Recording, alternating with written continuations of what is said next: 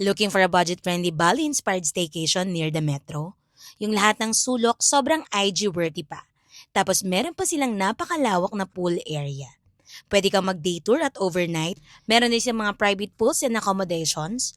Kaya ano pang inaantay nyo? Tara na! Samahan nyo ko dito sa Hacienda Henson Farm Resort. Ang Hacienda Henson Farm Resort ay isang resort kung saan ay meron siyang malawak na mga pools.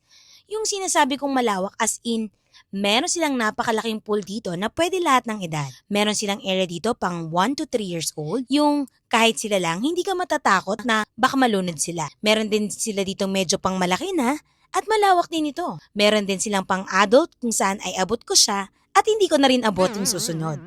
At bukod pa doon, meron pa silang slides dito sa adult pool nila na talaga namang nakailang slide ako dito. Bukod sa malaki na nga yung pools nila, ay meron pa sila ditong parang pa-falls effect at mga pa-sprinkles dun sa mga gilid. Kung titing ka pa naman dun sa mga pools sila dito, ay meron pa sila ditong 12 feet na pool. Oo, tama yung narinig mo, 12 feet. Kaya naman talagang lahat ng height pwedeng-pwede sa mga pools nila dito. Ang entrance fee nila dito kapag day tour is 200 pesos kapag adult, 170 pesos naman kapag kids, and 100 pesos naman kapag 3 feet below. Meron sila ditong tables and chairs for as low as 500 pesos per 5 packs na yon. And yung cottages, 1,500 good for 10 packs na. Meron din sila ditong grilling area na may kalapit na rin na washing station. Kaya ready na para dun sa paglulutuan mo ng inihaw na bangus at tiempo. Wow. Sarap! Kung ayaw mo naman ng public pool at may kahati sa kanya, dito ka na lang sa kanyang private area. Kung saan ay meron silang private room, meron na rin siyang private pool.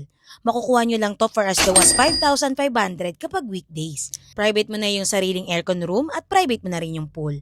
Good for 10 packs na siya. Kung dito naman kayo sa may public pool pero gusto nyo naman ng accommodation tapos couple lang kayo or maliit lang yung grupo nyo, ay pwedeng-pwede na kayo mag-avail ng cabins nila for as low as 2,200 kapag weekdays.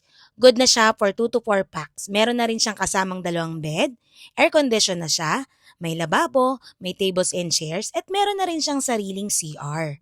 By the way, meron nga pala sila ditong mini zoo pero hindi na namin napuntahan kasi medyo maputik papunta sa area. Pumunta kami kasi dito medyo maulan. By the way, pag nandito kayo tapos maulan, para kayong nasa Baguio. Ganun yung feels. Meron din nga pala silang malawak na parking area sa loob so no need to worry kapag magpa-park ka. By the way, matatagpuan nga pala itong Hacienda Henson dito sa Proper 1, Macabud, Rodriguez Rizal. Malapit nga lang ito sa San Jose del Monte. Wala pang 1 oras. Actually, para makapunta dito, 40 minutes lang mula sa bahay namin.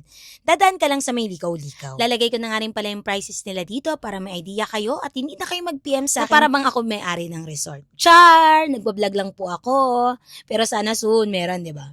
So for more travel tips and food review, follow nyo na ako. Yun lang mga kalakwat siya. Bye!